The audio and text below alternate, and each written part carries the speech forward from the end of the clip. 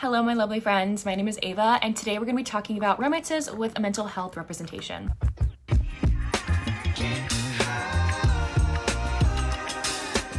I do relate to a lot of these characters with what they're going through due to my own mental health. I hate using the word struggles because I don't know, it's not like a struggle. It kind of is a struggle sometimes, but like it's just what I live with, you know. I've been living with these since I was like a little kid. So, what is the better word? Mental health condition? Is that better? I don't know. Tell me what y'all say. Tell me what y'all say. So let's get into these books. The first one that I have is one of my favorites. This is Ever After Always by Chloe Lisa. This is a marriage in trouble / marriage in crisis romance. Our hero Aiden and his wife Freya really want to start having kids, having this really big family. So Aiden decides like, okay, I have to work as much as possible, make enough money to provide for my wife and our future kids. But by him doing that, he is neglecting his wife and his life at home. All he does is work. That's all he does. And Freya's kind of sick of it. She's addressed it a few times and he says he'll be better and then he doesn't. So she just decides to kick him out. Like, she's like, I'm done, dude. Like, this is not working. You're putting this job as a priority above me, and that's not gonna fly. We're not gonna do that. So Aiden is having to come to terms with the fact that he has really bad anxiety, and specifically when it comes to money, because of the way that he grew up. And he just is like, I need to work as much as possible, earn enough money so my family can be well provided for.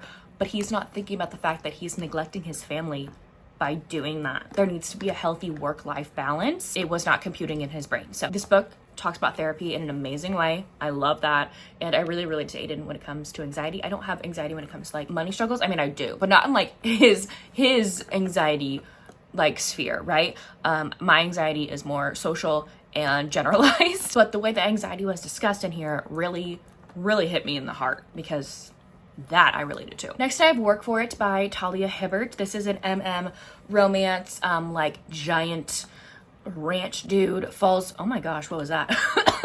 I am not a 12-year-old boy. I do not know what that voice crack was. I apologize. Anyway, we have this giant mountain ranch dude, and he works in the small town, and Keynes is our hero who is dealing with some mental health struggles. He's dealing with specifically depression. Like, he is severely depressed, and he decides to just up and leave his life, up and leave his job, and like just drive and forget about his life, that it exists entirely. And he winds up in this small town, in this bar, and he ends up hitting on our other hero, and they go and make out in the alley in the back, and then Keynes says some not great things, and Griffin, our other hero, is very offended. He's like, I never want to see you again. Like, that's totally messed up, dude. But Keynes is going through the ringer. He's going through the ringer, and he decides to stay in this small town for even longer, and gets a job at the same ranch that Griffin does, not knowing that Griffin works there. And so they're in forced proximity with one another, and more feelings start to develop besides hate and animosity. In that moment behind the alley, in that alley, Keynes was like very vulnerable, and he doesn't want to feel that way. He wants to feel basically nothing. And so he did the best thing he could think of to drive this man away and say these awful things. So this man is self-sabotaging, but it's so good. Talia Hibbert knows how to write good mental health representation, disability representation, chronic illness representation. So if you want to book with any of those reps, you got to pick up, both of these authors, because that's in every single one of their books, is either mental health, disability, or chronic illness rep. Another great author that discusses mental health in their books is Maisie Eddings. Her whole A Brush with Love series, I think there's 3 books. Her whole series deals with mental health. In the first one, A Brush with Love, these 2 characters are both dental students, so they are studying to be dentists. All I really want to say about that one, there is representation here for anxiety and panic attacks on page, and internal ableism is featured a lot in here with the heroine's brain. So I really related to her, and like a unhealthy amount related to her. Lizzie Blake's Best Mistake is one that is a one-night stand to more romance, because the heroine gets pregnant. Lizzie Blake in this book has ADHD, and she's trying to learn how to live with ADHD. She's been trying for years, and I think at the beginning of this book she gets, I think, fired from another job because she's late again, and it's just this internal battle in her brain that she can't seem to like get in the same motion with. Like, she's like constantly fighting it. And then the last one in the series is The Plus One. This one is a fake dating romance at a wedding. These 2 don't like each other though. Like, they're sworn enemies, but they have to fake date for a specific reason. And the hero in here has depression and literally was thinking about taking his own life. Like, it was really bad because of the things he's experienced overseas. He was an overseas doctor. Like, life is really rough out there, and he felt like he just kept losing patients and like over and over and over again. He wasn't saving any lives. He felt like no matter how hard he tried, people were dying, and it was breaking his heart. So yeah, big trigger warning in here for depression, which is really interesting because these covers are so freaking cute and you wouldn't think that looking at the covers, but big trigger warning. Come As You Are by Jess K. Hardy is an amazing book. I have to recommend always. The books in the series are all about characters older than the age of 40, which you never get to read about in a romance book.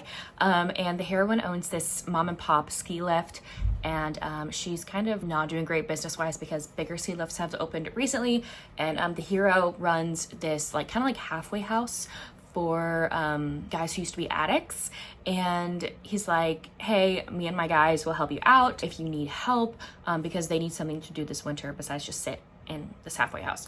And so through some convincing, she agrees, and it's her romance with the guy who runs the halfway house. The hero in here discusses his mental health in a way that is like awe-inspiring, because yeah, he's had his struggles and he's gone through a lot in his life, because he used to be an addict himself. But he discusses his depression and therapy and everything he's gone through so flawlessly well. It probably took a while for him to get there, but I love a man who knows that, yeah, I've been through some crap, but I've been working on myself in like the most positive way I could. And he has a great relationship talking about mental health and therapy and just like bettering his mind. So I loved him. I have Rope Me In by Kayla Gross next. This is her second book in her cowboy romance series that she has. The heroine in this book has anxiety, and there are panic attacks on page, so please be aware of that. She used to be this like really famous fiddler in this like band. Think of like Lindsay Sterling, but it was a part of a band, right?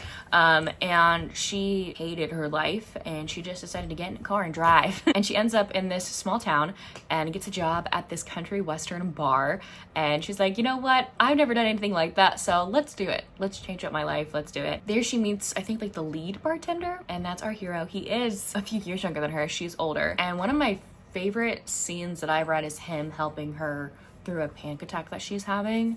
Like, A+, well done job. That one was really good. But the hero himself is also going through like some depression. He doesn't really like his life, and he is wasting it away with booze and women, and doesn't really care what happens to him. And then he meets his heroine, and he's like, I think I have something to live for now. If you want like a simp of a man, look no further. Look no further. This man is obsessed with her. Next, I have Unsteady by Peyton Corinne. I know a lot of people love this book. The heroine is a figure skater and the hero is a hockey player, and he experienced a really bad injury a few months ago on the ice, and he has a lot of anxiety getting back on the ice, so he goes to the rink really early in the morning so no one can see him as he's trying to overcome this because he really wants to skate again, but his body just kind of like shuts down on itself when he starts skating. He doesn't realize that the rink has already been like reserved really early in the morning with our heroine, who's a figure skater.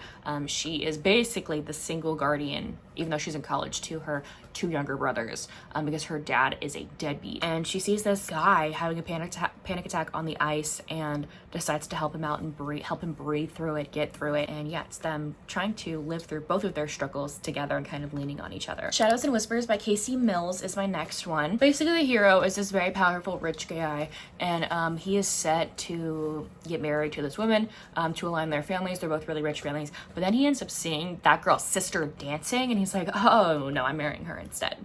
She gonna be mine. I'm obsessed with her. The mental health representation here is the hero having bipolar disorder, and also there's a trigger warning here for people messing with his bipolar meds and him like not doing great because people are messing with his meds. Like, that was messed up. So trigger warning there for that one. Glitterland by Alexis Hall is an MM romance that's opposite attract for sure. Our more broody guy, he is going through a lot of depression and like not great thoughts about himself, and he decides to go out to a bar one night and ends up meeting our other hero, who is the complete opposite of him. He is bright, sunshiny, wears a lot of glitter, has a spray tan, and he's just all in for this dude. He's like, hey, you're cute, what's up? Like, he's all up on him, and he's like, why is this guy wanting me? I'm like a shell right now. Why is this guy wanting me? And he just sees so much in him and sees how great he is that they both want each other in their lives. And you wouldn't think that like, two guys this different would be together and would work, but it totally does. And lastly, I have A Soul to Heal by Opal Rain. If you would like a monster romance, I do recommend reading book number 1 before this one because it like introduces the world a little better, like many first books do, right? I would say the same thing about Ice Planet Barbarians, but you know what? You can read those books in any order, you know what I mean? Delora is our heroine, and oh, this takes place on a world, by the way, that has humans who are like going extinct basically because there are demons in this land that consume humans, and the only way to be safe from demons is to have like a magical protection ward over their town or whatever, and that's only given to them by a Duskwalker creature with magic. Okay, anyway, so Delora ends up finding her husband is having an affair. So what does she decide to do? She decides to unalive both of them. And the townspeople catch wind of this and figure out that she's done this and decides to throw her off a cliff into an area where a bunch of demons are. When she lands on the ground, she actually lands on top of our hero, who is this Dustwalker creature, and she is full on ready to die. She's like, my life is awful. I have nothing to live for anymore. Just let me die. And he's like, you know what? Give me your soul. I'm gonna nurture it. I'm gonna bring you back to health and heal you. And that's what happens. The depression in this book is really severe, so please be aware before going in here. But I really loved both these characters, and it's like a slow progression of learning how to heal your heart again after something traumatic and devastating has happened. Anyways, there you have it. Those are 10 romances with mental health representation. Let me know down below if you've read any of these books or if you plan to, and also leave down below your favorite recommendations for books with mental health rep. I'm always wanting more in my life. If you don't feel like commenting anything else, you can leave me a dog emoji in the comment section down below, right? Yes, you want to go out? Okay, we can go out. But thank you all so much for watching. I will see y'all soon in my next one. Bye y'all. Say bye. Bye.